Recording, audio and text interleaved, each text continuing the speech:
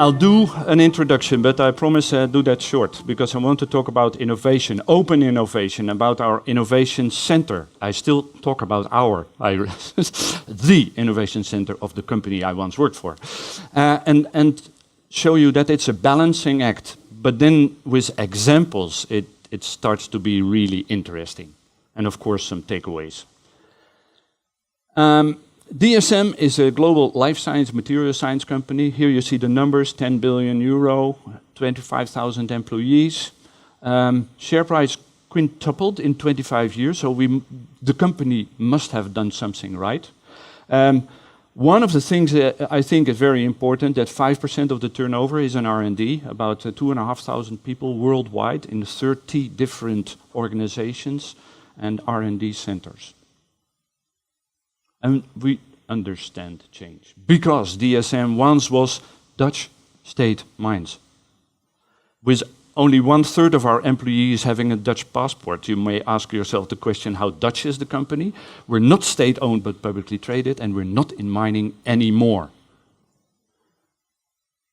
We went into, I keep on saying we, went into commodity chemicals, really bulk, moved then into specialties, and by now the company is a life science, material science company.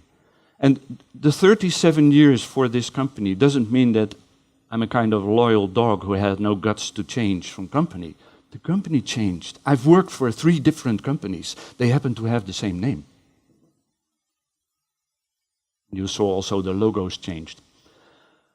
But they went very careful about technologies. They build up the technologies like mechanical engineering, chemical engineering, polymer technology, and biotechnology, which is the future to solve major problems of the world. Based on classical biotechnology, but the modern biotechnology gives us fantastic opportunities. Here you see the turnover change. And 1995, you see broad portfolio and no nutrition at all. And by divesting, which is not a nice word, by finding better hosts for parts of the business, the company changed. And one of the big changes was the divestment of crackers and polyolefins. And one of the companies who was bidding was SABIC, Saudi Arabian Industrial Chemicals, and about 2,500 of my former colleagues now report into Riyadh.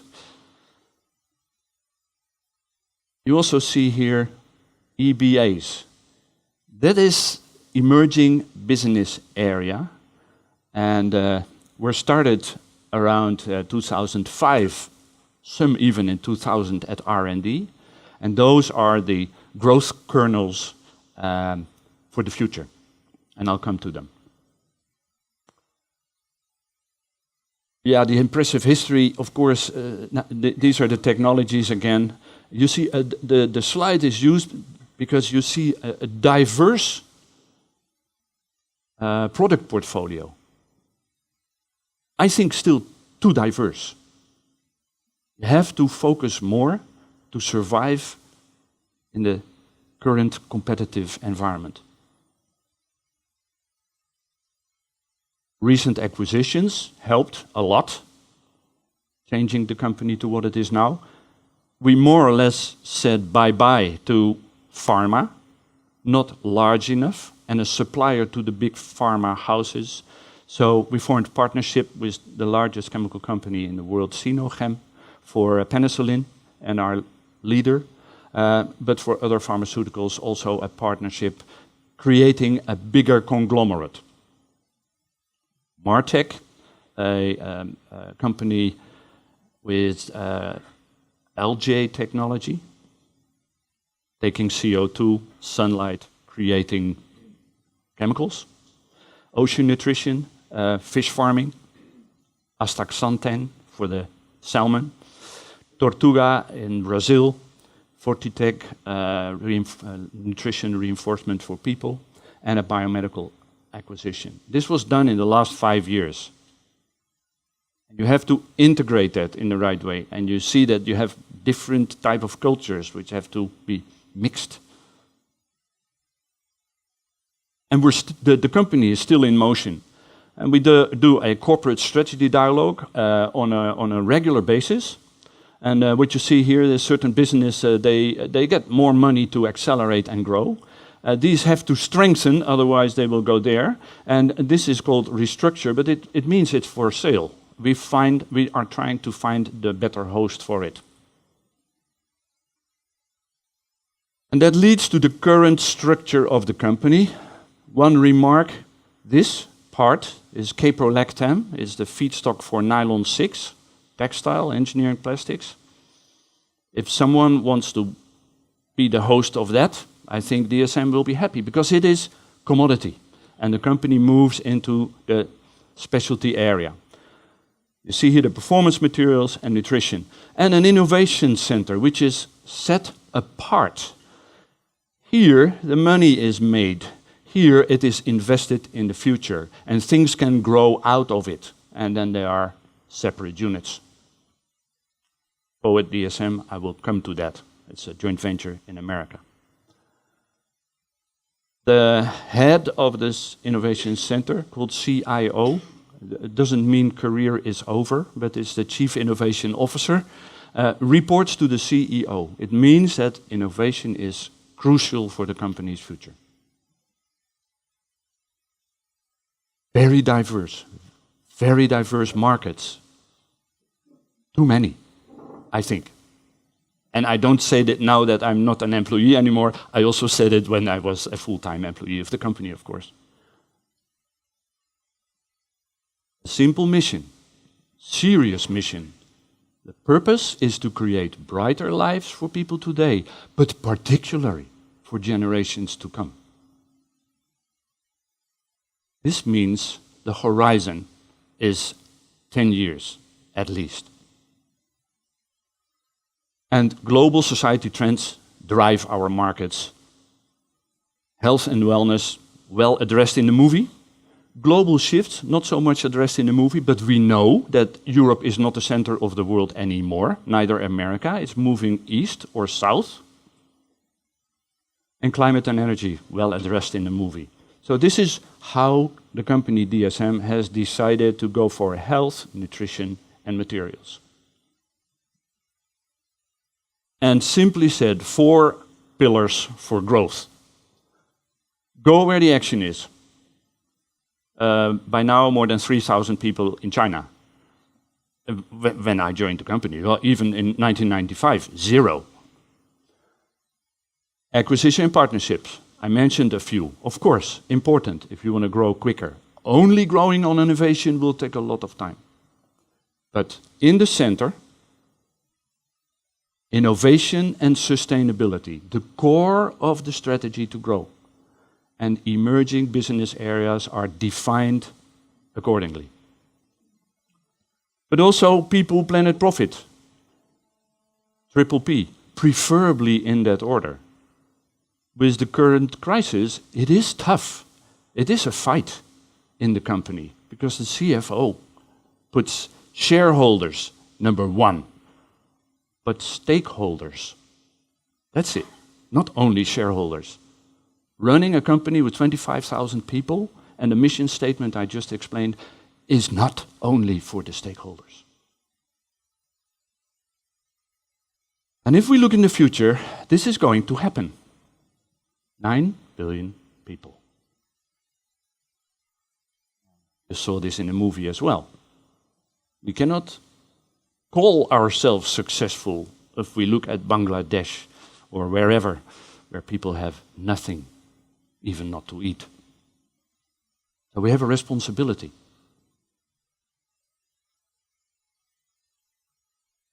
And you have to create metrics for that. And the people plus metrics and the eco plus metrics are defined for a 10-year plan. You can find them on the internet. And I believe we took the slide out because metrics is maybe not so important for today. But the message is you have to define your objectives and accurately follow that in time.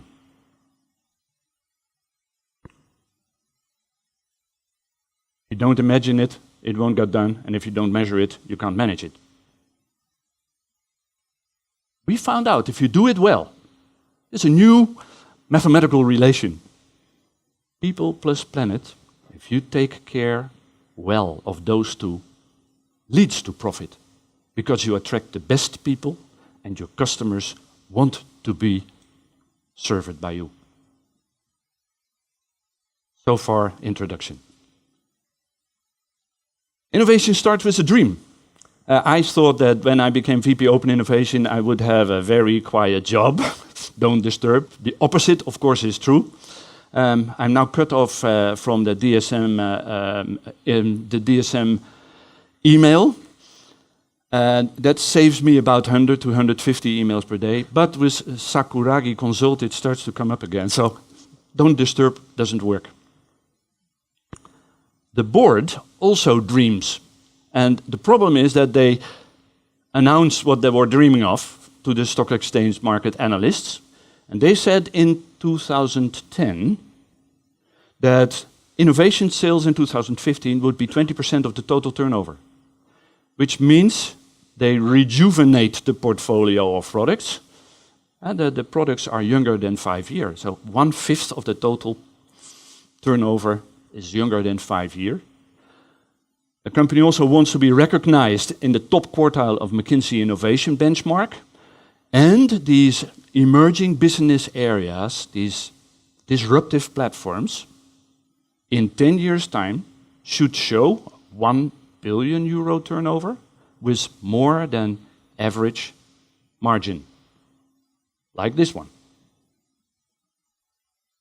Following the metrics, best guess is 22% for 2015 and 7% higher gross margin. This, I will explain later, is very, very challenging given the shale gas and the low energy price. But my background is R&D. And yes, it's good to define things and innovation targets, but if you don't have the competences to create those innovations, you will not reach your objective. So I like to comment this simple slide with my definition of research and innovation. Research turns money into know-how and intellectual property. Innovation, though, turns know-how and intellectual property into money again. So this is a circle. It's like a yin and yang. And they need each other badly. Only research for a Nobel Prize is maybe nice for the winner, but it will not solve the problems which I touched upon. And just innovation without the knowledge behind it has a much lower chance of success than if you know what you're talking about. And then there's the selection process. After defining a project, after going for it, you need the money and you go into the innovation funnel, which is hostile because it's a selection process. And out of the projects which are started in large corporations, if you score at the end of the funnel 2 out of 10, you did a good job. So in my career, before becoming a VP Open Innovation, I ran several projects and I was killed many times. It's a part of the game.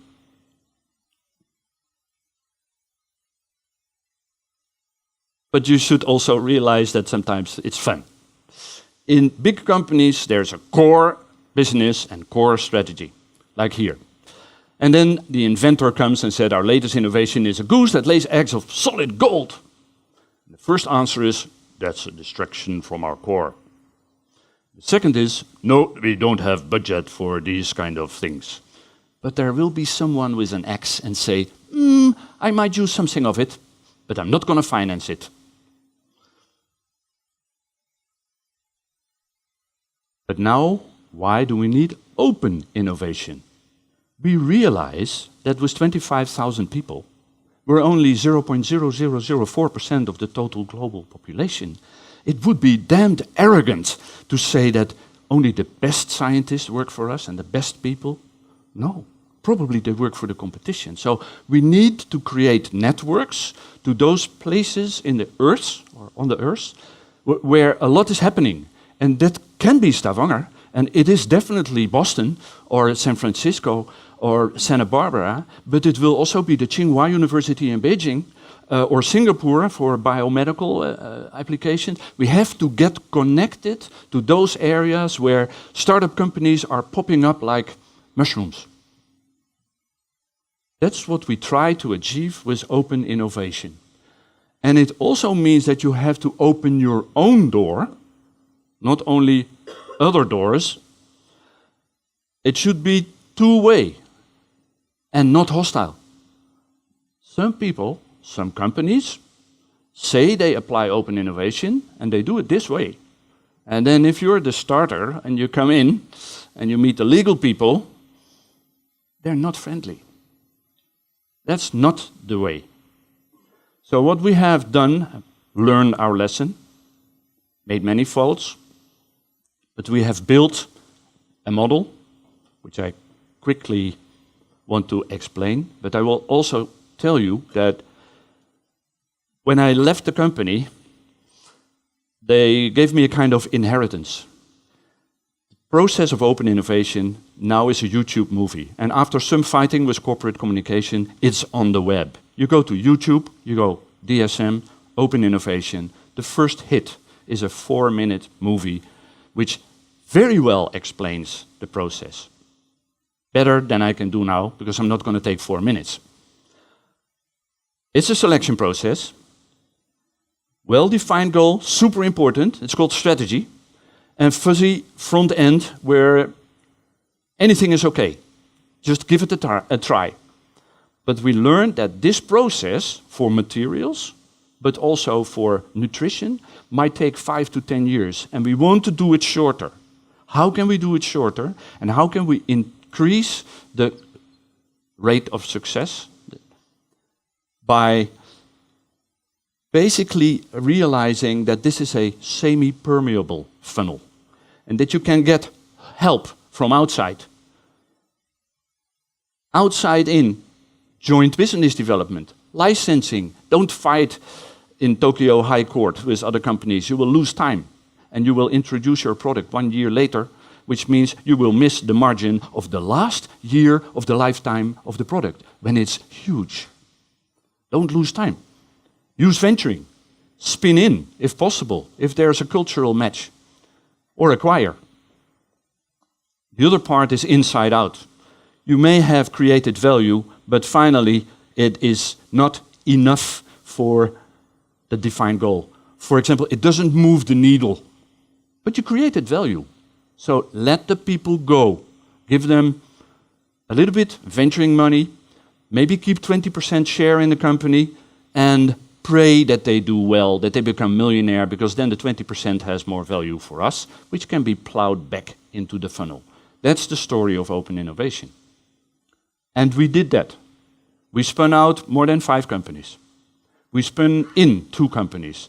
And on the venturing, I will come back now.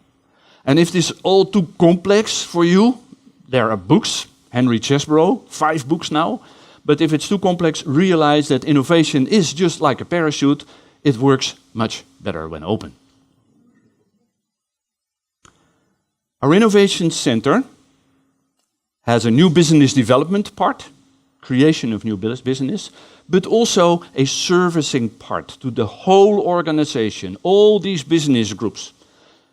They can get help to improve their innovation process.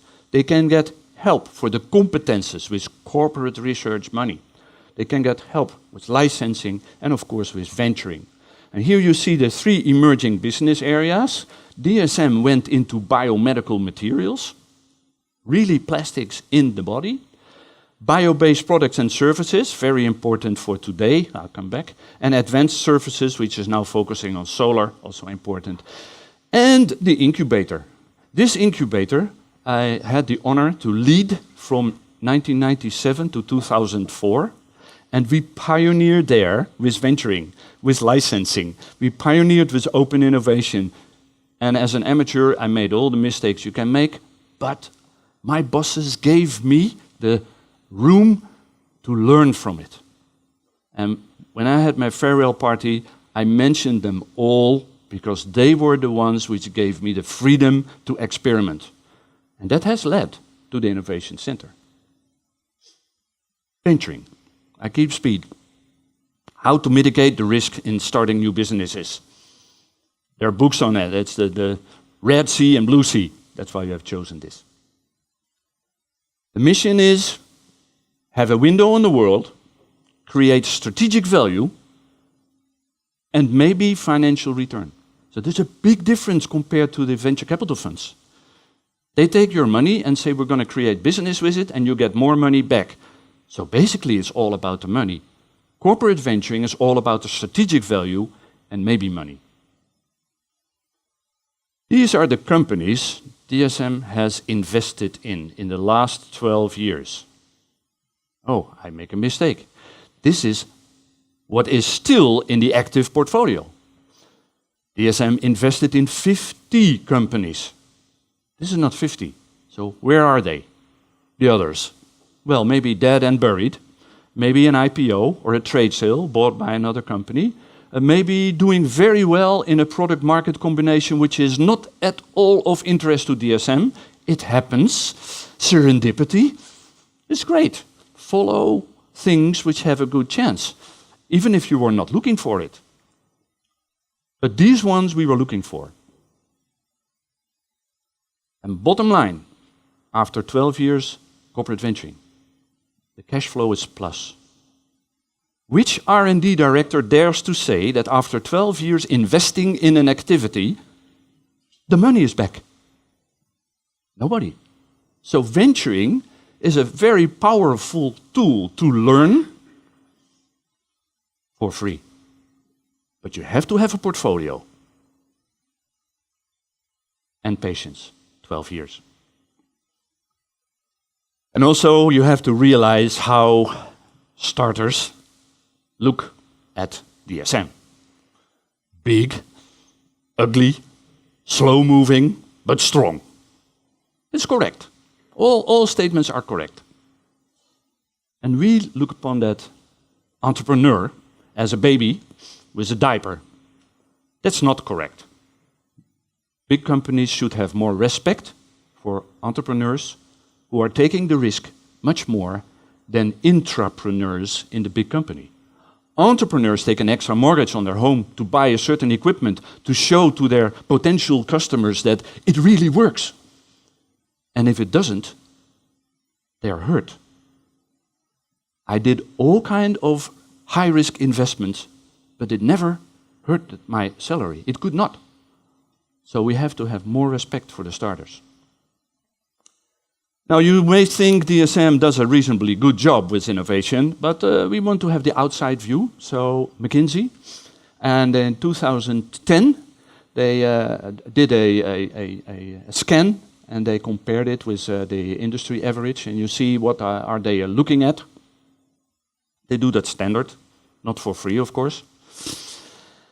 And it was much better than 2006, so the CIO was very happy. And also it's good to tell that it was better than the industry average, but it's very risky if you are so satisfied with yourself. Because first of all, realize the scale is 1 to 4, so you're not in the top yet. And in 2012, it didn't get much better. And you see the effect of the crisis, that in the fuzzy front end of the funnel, it's going the wrong direction. But we have set up a culture and talent program which brings some fruits. But once more, scale is 1 to 4. So you saw portfolio management. This is my bridge to portfolio management, which is very important if you are so diverse as DSM. Managing the portfolio across the levels. Okay, we proudly found a 4x4 matrix at Philips, not too far away from where the company is. And you see the market life cycle and the disruptiveness. And I indicated the horizon needed, horizon of thinking. And breakaway, close to 10 years. New platforms, well, 5 years. And this is 80% of the innovation activities of DSM. 80, this is only 20. And this is, of course, shorter. In a business group, 5 years horizon, well, definitely not today, I can tell you. It is a balancing act. Business groups make money. They have a, I'm friendly, medium-term vision, but the reality is sometimes short-term vision. It's all about low risk and operational excellence, while at the other side of the spectrum you have the innovation center. There you have the long-term vision, you have entrepreneurship, intrapreneurship, quicker agility because of the venturing. You have to be quicker, you have to take quicker decisions. Startup companies need money and they see the bottom of their financial situation, and in a quarter you have to pay. After the quarter they're dead. It's a balancing act, and you have to realize that. So you also need different type of people in the innovation center compared to business groups. 2 examples chosen from interesting innovations for new platforms, but run by the business groups. A cow produces the same amount of CO2 as a middle-class car. If a company, by adding certain enzymes to the cattle feed, can suppress the formation of methane, methane 22 times worse for global warming than carbon dioxide, then we're doing a good thing. And I, by the way, always thought that the methane was coming out here by farting, but it comes by burping. So, still something to learn here. And another example, which we have chosen because in the marine and naval applications, and knowing Stavanger is the oil center of Norway, is the strongest fiber of the world, which was invented by DSM. And of course, applications for this fiber are going on and on and on. And at a certain moment, we also found that this strong fiber, strong, a little bit stronger than Kevlar from DuPont, yeah, is also cut resistant. So for safety gloves, it is the best material there is. Those kind of activities are activities of the business groups. Innovation, yes. Breakthrough, no. First, DSM Biomedical. Okay, clear. Focus on the knee. Hey, the same strong fiber. In the late 90s, we were trying to clean that fiber completely by using supercritical carbon dioxide, take everything out, and then get it approved in the body, replacing broken ligaments. You know how many people have already Dyneema in their body? More than 6 million. And we have a joint venture with DuPont, surgical materials. And starting that way, we call that a biopassive application, because the polymer should not interact with the living cells, passive. It should be highly durable and maintain mechanical properties. This same plastic is already used in hip cups, so that you have a titanium ball and the cup is of that same plastic. So there are more examples of biopassive applications, but if you then start to build a strategy, you also are thinking in bioactive applications and using your polymer knowledge to coat pharmaceuticals and create controlled drug release, or dose pharmaceuticals through the eye, because the pharmaceuticals cannot survive the low pH in your stomach. So you make nano-size particles and you put it in the eye and it works. And then you go into bio-interactive applications, which is the future, and you go into stem cell work, and you go into therapeutical materials and regenerative medicines. This is the strategy of DSM Biomedical Materials. But the point is, we started internal. And then we added brains, an external advisory board, and we were very open to them.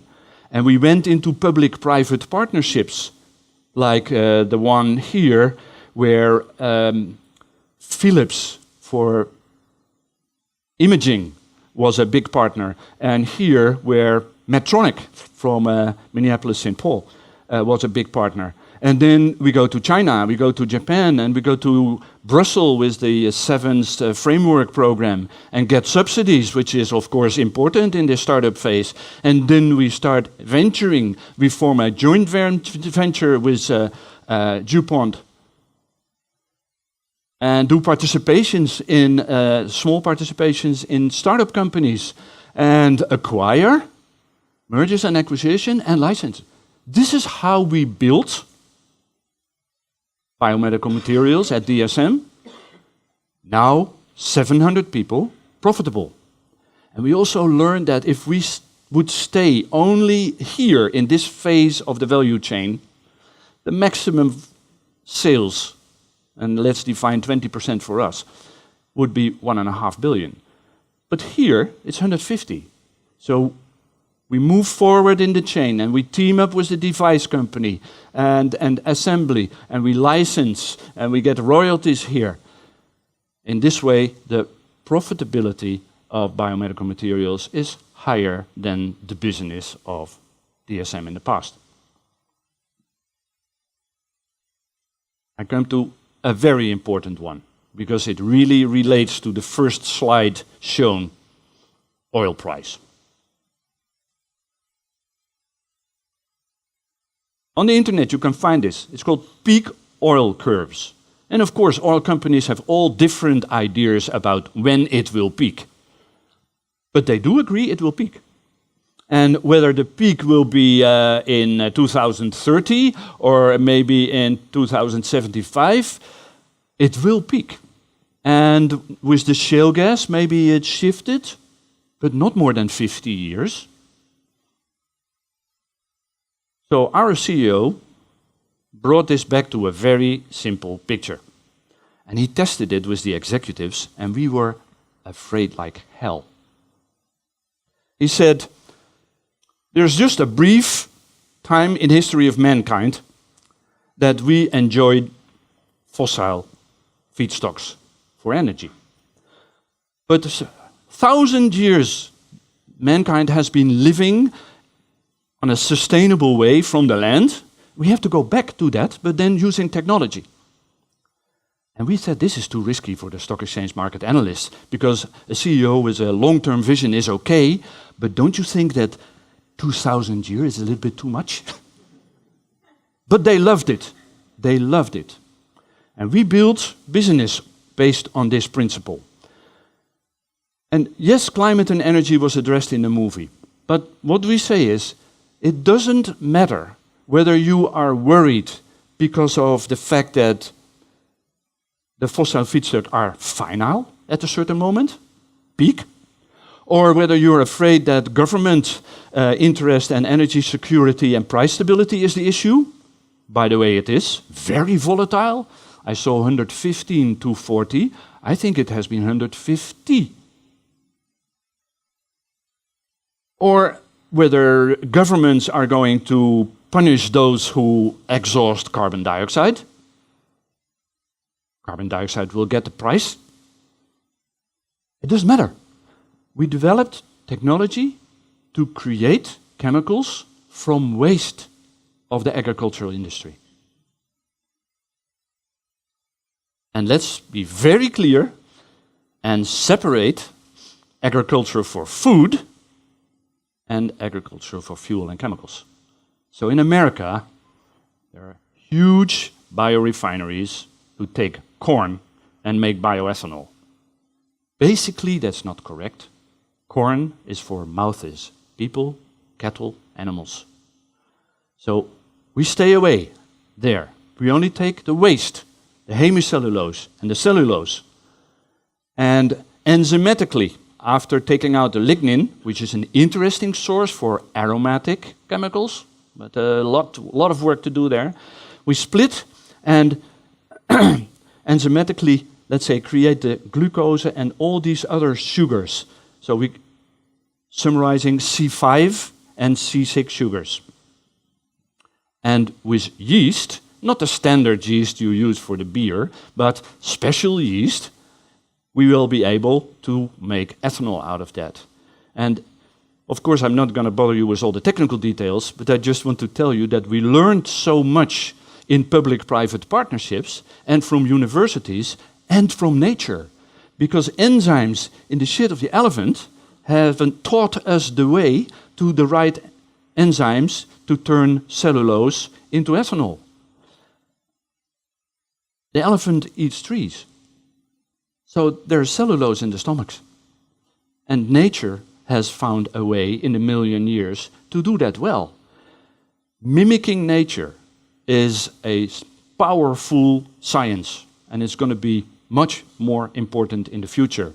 And in fact, to be honest, now the work is focusing on the intestines of the bamboo bear, who is only eating a bamboo, and 20 hours out of the 24, he's eating it, and the intestine system is not as long and large as the elephant. So most likely, nature has developed the most effective enzymes already, and they're in the intestines of the bamboo, the bear. And let's hope we are just in time before the animal is extinct to learn what is the best enzyme.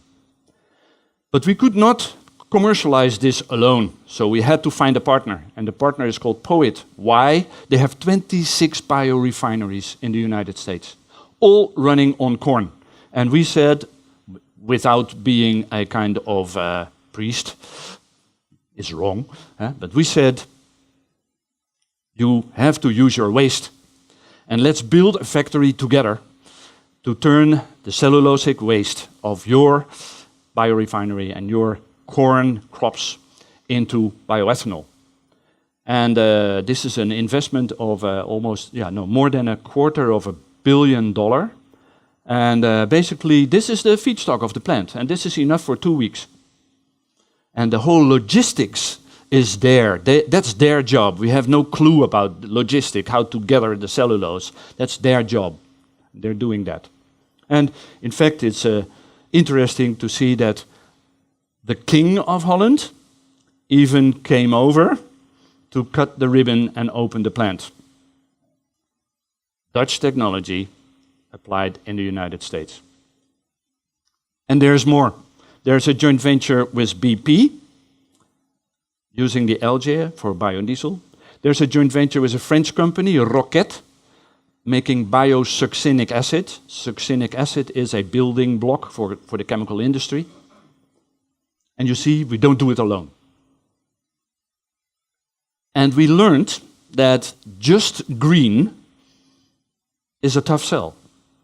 Because in the beginning, it's more expensive than the existing products, chemicals. So you have to try to find other goodies in the value proposition to move to green. And there are various examples where we found that, and in that way we start with a pilot plant partnership and then only go to the bigger plant. The third emerging business area is advanced services. In the lab, smart scientists found a way to catch light instead of reflecting it. And of course, anti-reflective windows exist. They put something on top of the glass, but the disadvantage is that the scratch resistance is not so good, and the UV resistance is not so good of these particles which you put on. And our scientists said, you know what, we should have nano bubbles in the glass, and then also with a different size if we go deeper. And they created that, and it works. So we got into the value chain of solar panels in China, and although the Chinese companies are cutting each other's throat there, we make money. And now we're working on plastic films, which people can buy and put on their solar panel, which they already have mounted on the roof, and catching the light, with the result that you get more electricity for the same sunlight. This is a kind of visionary picture. DSM and energy. And DSM and the sun started as a coal mining company. Coal is CO2, sunlight, many years, millions of years, 300, and a lot of pressure. It's storing the energy. Oil is a little bit younger, still pretty old, 70 million. Now we're getting into agriculture. Crops, maybe 1 or 3 years. Miscanthus, elephant grass, 3-4 meters high. We can grow that, particularly for use at feedstock for chemical industry. But the best, of course, is just take the photons which hit the Earth and turn them into electrons. This is the best. We have been in energy since we started. Now, I'm not a preacher, and I still talk about we, and I have to learn that it's not we anymore. I'm Sakuragi Consult, not DSM. What worked for DSM is sustainability and innovation go hand in hand. And you have to have lots of options in the fuzzy front end of the funnel, because lots of them will not make it. And in the big corporation, you have to not only nominate, but also empower the intrapreneurs. And I was given the freedom to make the mistakes, which is great. You have to protect the radical innovation platforms, set them apart in a different organization. Otherwise, in a financial crisis, all the initiatives will be killed quickly. And the strategic consistency, staying the course, is very important, particularly today, because now with the shale gas and the low price, you can imagine that this plant in the United States is going to make less profit, maybe even no profit. And this is true for oil companies which take the oil from the sea. It's more expensive than in Saudi Arabia from the land. So if your philosophy is we have to change from fossil to renewable, you have to stay the course. It might be expensive, but you have to stay the course. And accept that it's a balancing act, and not only on business items, but also on people items, the different type of people, different risk takers. And pray for a board with patience. And once more, this picture, the 4x4 organization, where businesses have established product and business lines and innovation there, and new platforms and breakaway. This open innovation is not a silver bullet solution, although maybe the one who wrote the books thinks that it is. It works best in the upper right corner. And why? Because you have so many questions there. You have so much uncertainties there. You're willing to share.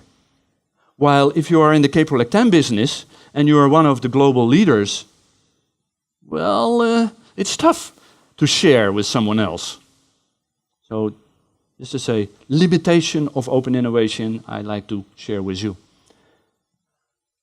Key takeaways, I hope it was interesting enough for you. Venturing, I'm a big fan of venturing. It's a powerful tool to select options, and the people who do venturing become much better in selecting go and no-go. This can work, this cannot work. And in my new role, I will be connected to a venture capital fund, but a clean tech fund. So the sustainability is in my veins, and it will be in my future work. Open innovation, yes, a tool to rejuvenate your business. Partnerships are there to mitigate the innovation risks. If you partner with an open mind. Dare to share, because you don't know whether you're going to win or make money.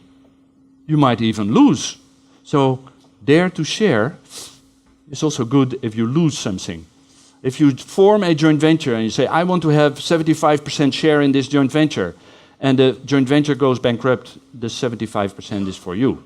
So I believe that the best joint ventures are like a marriage, 50-50. And construct alliances based on complementarity. 1 and 1 can be 3 and should be 3. Then the alliance will work.